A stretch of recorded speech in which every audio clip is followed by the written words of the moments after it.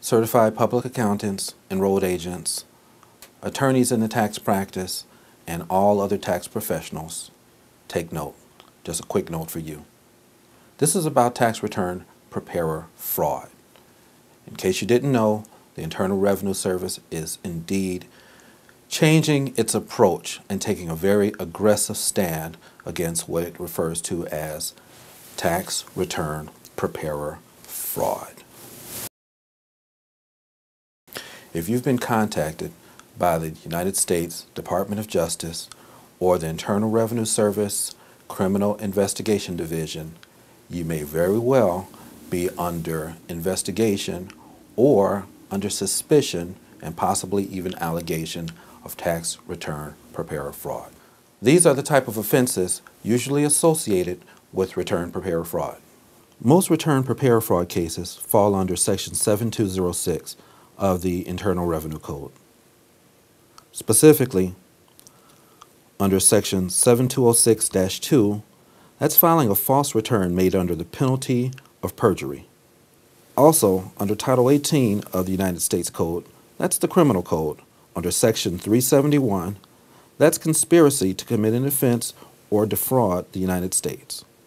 So how would a tax return preparer be put in this position in the first place? Well, this is what happens. The Internal Revenue Service will conduct what's called a preparer project.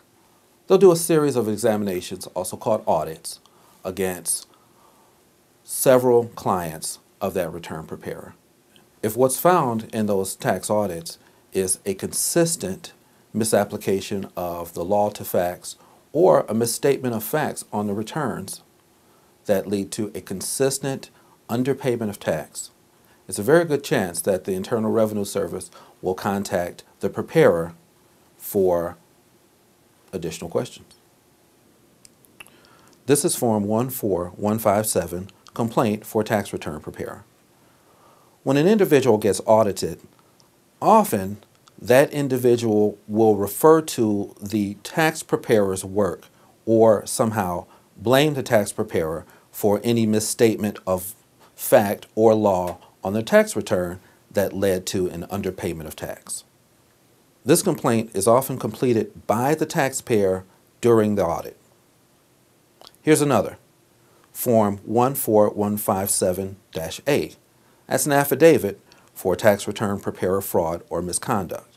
As you can imagine, the affidavit is a detailed statement from the taxpayer about what the taxpayer believed this preparer did related to that tax return and underpayment of tax liability. So when I said before, the Internal Revenue Service may have additional questions for the preparer, it may very well have begun from something like that Form 14157. Okay, so let me just summarize what's happening here. When a preparer is contacted by the DOJ, that's the Department of Justice, or IRS CID, that's the Criminal Investigation Division, it's usually because there has already been some evidence put together, including maybe even a formal complaint by a client or an affidavit, which is a statement about that tax return preparer's conduct. Understand that the beginning of an investigation, or even worse, an indictment for an allegation of criminal tax fraud is something that will not go away by itself. What do? It's time to get a lawyer. This will not go away by itself. We are Jones and Collins, assisting tax professionals throughout the United States.